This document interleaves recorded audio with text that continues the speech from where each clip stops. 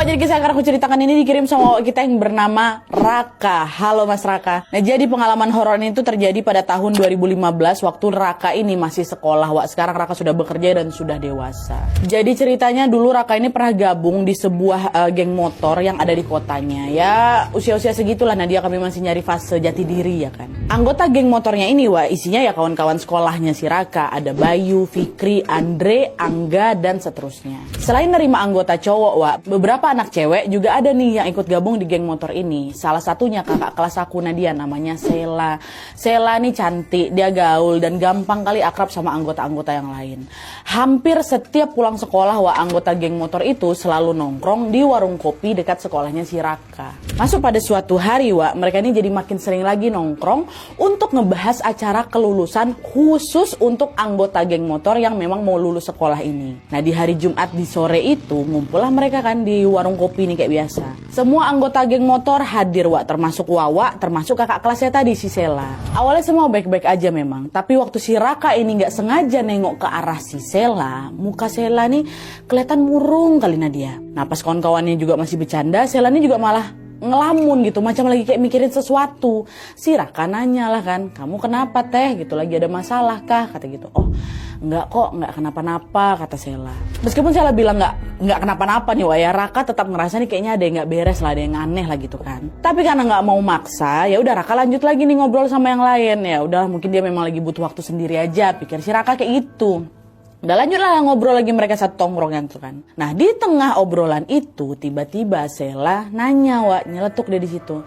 Wak, kalau ada yang mukul aku, respon kalian gimana? Kata dia. Si Fikri kawannya Wawa nyaut, ya kita pukul balik lah, kan satu sakit satu semua, katanya. Iyalah, kok malah nanya kayak gitu. Kalau kok ada yang ganggu ya kami belain lah gitu. Memang kami itu lumayan solid lah waktu itu. Nah, ngeliat respon kawan-kawannya, Sela bilang, makasih ya, Wak, peduli kali kalian sama aku, kata gitu. Nah, di situ Raka makin penasaran lah kan, ditanya, ngapa kakak nanya kayak gitu? Siapa yang mukulin kakak, katanya. Bukan yang ngejawab, Sela ini malah senyum sambil lanjut lagi main HP-nya. Udah, dia main HP lagi. Nah, gak lama HP si Sela tuh bunyi. Langsung dia berdiri dan jalan agak jauh nih dari tongkrongan untuk ngangkat si telepon itu. Entah itu telepon dari siapa, Nat, tapi dari raut wajahnya Sela ini kelihatan tegang gitu loh. Habis nelpon si Sela nyamperin si Raka, nyamperin si Wawa. Terus dia bilang, Kak, aku pergi dulu ya. Kalau ada apa-apa tolong jemput aku. Ajak anak-anak juga, kata dia kayak gitu. Lah emang kakak mau kemana? Katanya, udah pokoknya aku standby aja. Aku bakal nelpon kau kalau aku butuh kalian, kata kayak gitu. Ya udahlah, hati-hati ya, kata si Raka. Akhirnya adalah tuh, mereka cuma bisa ngelihat si Sela pergi naik motornya di tengah cuaca yang lagi gerimis waktu itu Nadia. Nah, setelah si Sela ini pergi, udah nggak kelihatan lagi, gerimisnya makin deras, Wak, dan warung kopi yang tadinya rame mendadak hening. Di situ, nah, entah ngapa nggak enak perasaan aku, langsung berubah kali, pokoknya langsung nggak enak lah gitu. Dan yang ngerasa kayak itu bukan cuma si Raka, Fikri, Angga, Bayu sama si Andre juga ngerasa hal yang sama. Tapi karena nggak mau terlalu berlarut, Wak, mereka lanjutlah ngobrol lagi nih seolah ya nggak ada apa-apa gitu kan. Nah, di sini tanpa mereka sadari firasat itu ternyata tidak sepenuhnya salah, Wak. Karena kepergian si Sela sore itu menjadi awal mula kejadian-kejadian aneh yang mengikuti kami satu persatu. Jadi setelah beberapa saat duduk di warung, Wak, mereka akhirnya bubar nih dan pulanglah ini ke rumah masing-masing. Tapi si Fikri sama si Bayu nggak balik, dia mau nginap di rumah aku. Nah, dia kebetulan memang besok hari libur kan, makanya nginap di rumah. Nah, nyampe di rumahnya si Raka, mereka langsung nyalain PS tuh, Wak, ya main lah kayak biasanya. Sampailah tengah malam, karena ada capek, mereka berhenti main. Nah, lanjut lagi rebahan tuh di kamarnya si Raka sambil ngobrol-ngobrol. Ini belum ngantuk memang mereka. Nah, di tengah obrolan itu si Fikri nanya, weh, kalian ngerasa ada yang aneh gak sih sama si Sela?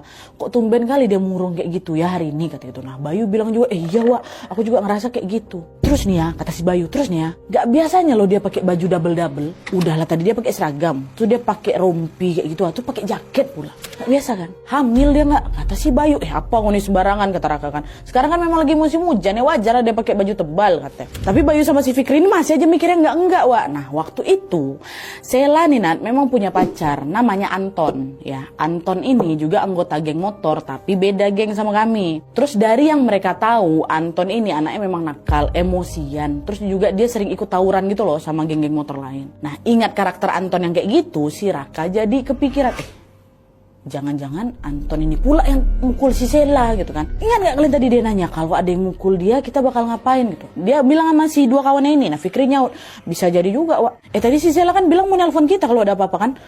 Nggak ada dia nelpon nih, apa aku telepon aja kata.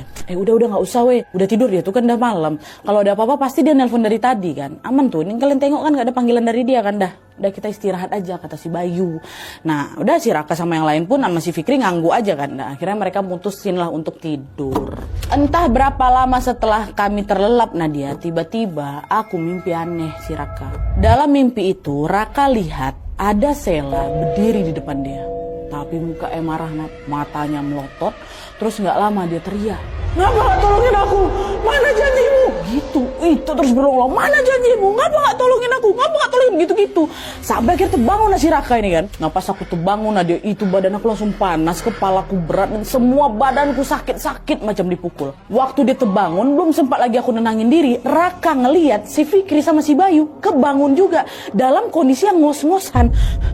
Kayak gitu, tapi kayaknya dia bukan kebangun gara-gara aku terbangun, Nat. Sama-sama terbangun tuh berdua nih. Habis itu si Fikri nanya, Sela ada kabar nggak, Wak? Tiba-tiba nanya kayak gitu. Si Raka langsung refleks nengok HP, layarnya kosong, nggak ada chat, nggak ada miss call, nggak ada sama sekali. Nah, seolah paham maksudnya si Fikri, akhirnya si Raka itulah yang langsung nelfon si Sela. Untuk telepon, nggak aktif nomornya. Nah di situ mereka masih kayak positive thinking, Wak. Kalau Sela nggak ngabarin, berarti ini pasti nggak ada apa-apa. Kan dia udah pergi dari sore sampai tengah malam dia nggak ada nelpon. Berarti harusnya nggak ada apa-apa nih. Harusnya dia udah tidur atau HP-nya lowbat apa gimana gitu ya kan. Nah masing-masing dari mereka sebenarnya masih agak kebawa rasa nggak enak, Wak. Tapi gara-gara badan kami udah terlalu capek kali, nah dia kepala juga udah berat. Apalagi waktu bangun juga nggak enak badan aku ya kan. Ya udah mereka cuma sepakat, udah besok pagi aja kita telepon si Sela. Dan akhirnya pelan-pelan rebahan lagi, tidur mereka. Tapi malam itu si Raka dimimpikan kayak gitu ya. Nah besok paginya mereka semua bangun dalam kondisi demam. Demam semuanya. Fikri, Bayu langsung pamit pulang ke rumahnya. Sementara kondisi si Raka makin lama jadi makin parah lah gitu. Sejak hari itu Nadia aku betulan tumbang. Setumbang itu aku cuma bisa tiduran full selama 3 hari. Nggak bisa aku gerak dari, bukan nggak bisa gerak, maksudnya nggak kuat aku bangkit dari tempat tidur tuh 3 hari aku tepar. Dan anehnya setiap jam 12 malam, Wak, mimpi kayak kemarin itu muncul lagi. Si Sela tuh datang, Nat, muka marah, dan dia terus nanya, "Ngapa nggak nolongin aku? Ngapa nggak nolongin aku?" Gitu. Mimpi itu tuh bikin si Raka ya pasti nggak bisa tidur nyenyak ya kan. Akhirnya dia sering kebangun tuh tengah malam, terus kepala jadi makin pusing lagi, makin sakit lagi kepala aku, Nadia. Saking nggak enaknya kepala aku tuh, saking pusingnya, saking sakitnya, aku bahkan udah nggak kuat lagi main HP itu. Maka 3 hari itu Raka sama sekali nggak tahu gimana kabar si Sela, Wak. Pun selama aku sakit itu nggak ada kayak kabar mendadak tentang si Sela tuh ke rumah, nggak ada. Sampailah di hari ketiga si Raka ini sakit, tepat jam 10 malam tiba-tiba ada yang ngetok kencang pintu rumahku, Nadia. Gitu kan. Nah nggak lama kakek sama bapak si Raka ada tinggal di situ juga kan, keluar lah nih. Dan ternyata yang datang siapa, Nak? Polisi yang datang. "Pak, kami kesini untuk cari Raka. Dia harus ikut kami ke kantor untuk dimintai keterangan," kata polisi itu. Dengar itu bapak kaget lah kan. Maksudnya kayak gimana nih, Pak? Anak saya ngapain? Orang dia 3 hari nih cuma di rumah aja kok dia sakit, Pak. "Nanti kami jelaskan di kantor, Pak ya. Yang penting Raka harus ikut sama kami dulu," kata. Nah polisi juga nunjukin itu, Nat, surat tugas ya kan, yang isinya memang aku harus dibawa ke kantor polisi.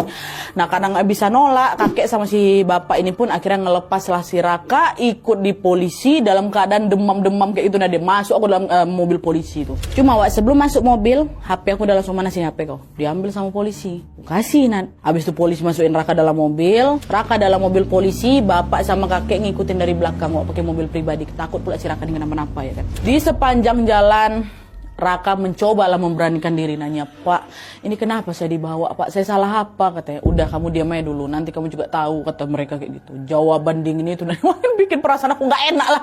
Udah badan aku udah kayak gitu lah, mengambang badan aku kan. Nyampe di kantor polisi, Raka baru sadar ternyata yang dipanggil bukan dia aja, Wak.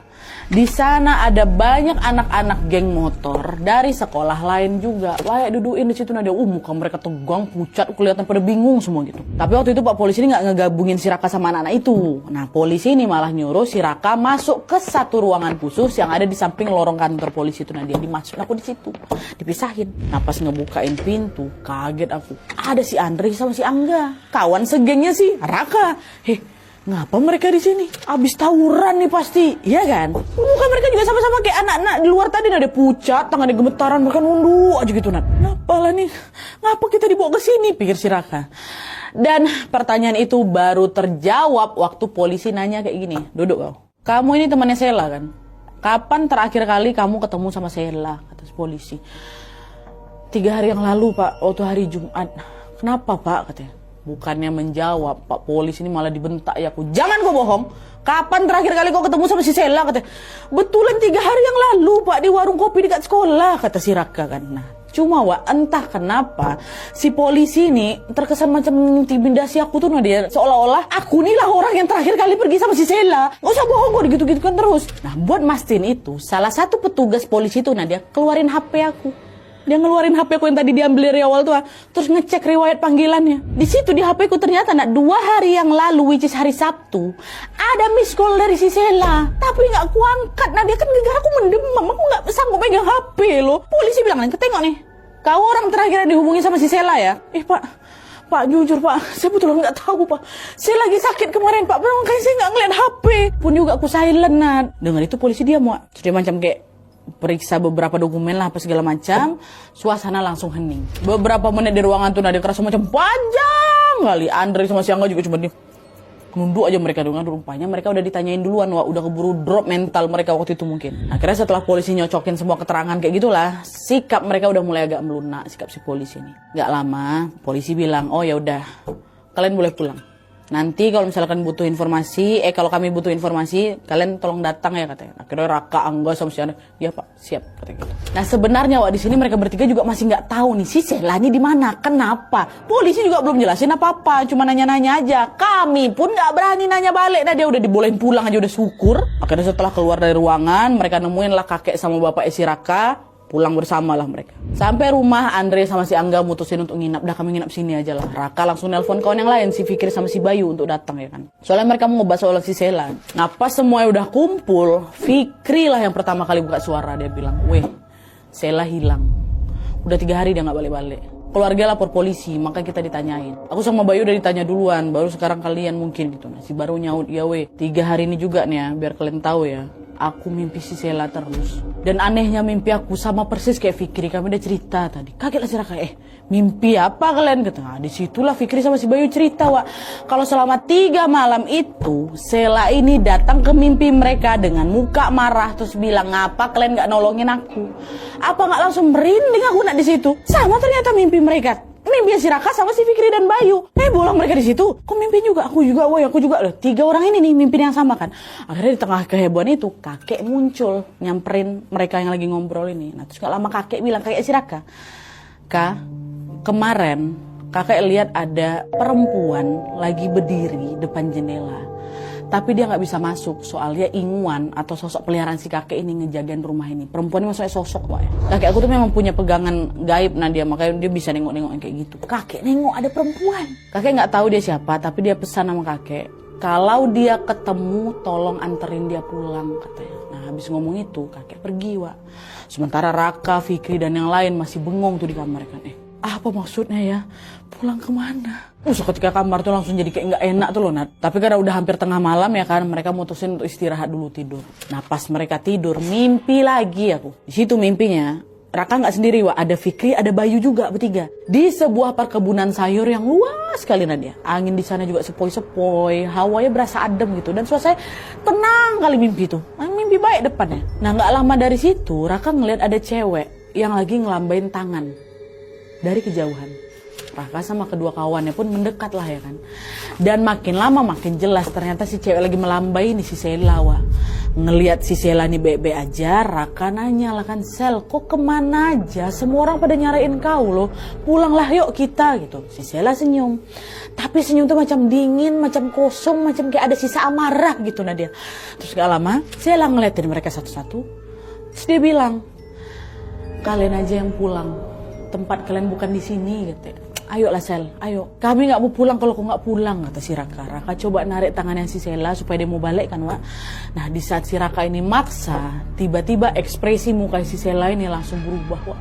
Berubah. Senyumannya hilang, matanya langsung merah dan dengan nada tinggi dia bilang, enggak, kalian yang pulang kayak gitu. Nah, ngeliat Sela semarah itu, Raka langsung berlari nih menjauh sama kon-konnya juga. Tapi belum jauh dia berlari, kakek kesandung jatuh ke tanah, terus terbangun dia dari mimpinya. Dan di sini lagi-lagi Nadia Fikri sama Bayu ikut kebangun juga, ngos-ngosan sama kayak waktu yang pertama kali itu. Fikri yang duluan buka suara, aku mimpi Sela, weh. Aku juga, kata si Bayu. Bayu cerita di situ kalau dia mimpi lagi ada di perkebunan yang asri. Nggak lama dia tengok ada suara manggil yang rupanya itu si Sela. Waktu disamperin si Sela malah nyuruh, dah kalian pulang aja. Hah, apa aku sama si Fikri nggak saling pandang? Sama pula mimpi kita. Disinilah akhirnya mereka sadar besar kemungkinan mimpi itu adalah pertanda kalau ada yang mau disampaikan sama si Sela. Tapi di sini mereka belum tahu pesannya apa. Barulah sekitar jam 8 pagi HP-nya si Raka bunyi. Yang nelpon Pak Gufron, Nadia guru kami. Di situ Pak Gufron bilang, Raka, sekarang kau datang ke Sungai Gutik ya. Bapak tunggu. Ajak kawan-kawanmu semua. Cepat gitu. Serius sekali suara Pak Gufron itu Nadia. Akhirnya di situ Raka, Fikri sama si Bayu langsung kan berangkat ke lokasi naik motor. Satu motor kami Nadia bonceng 3. Pergi ke sana. Pas nyampe lokasi Sungai Gutik itu, ada banyak kali warga berkerumunan. Ada juga beberapa polisi yang masang garis kuning. Tapi yang bikin Raka ini salah fokus bukan keramaiannya. Dari bentuk tempatnya, suasananya, sampai kontur tanahnya Nadia, itu persis sekali kayak kebun yang muncul di mimpi aku tadi malam. Persis. Merinding lah aku. Astaga, ngapa ini? Apa langsung disamperin Pak Gufron ya kan? Pak, ngapa Pak? Katanya. Dah coba kalian turun lah. Turun kalian ke bawah dekat sungai. Lihat sendiri kata Pak Gufron. Raka, Fikri, Bayu langsung turun ke bawah di area dataran yang dekat memang sama sungai Nat. Waktu kami nyampe di lokasi, mereka ngelihat pemandangan yang bikin lutut kami lemas semua Nat.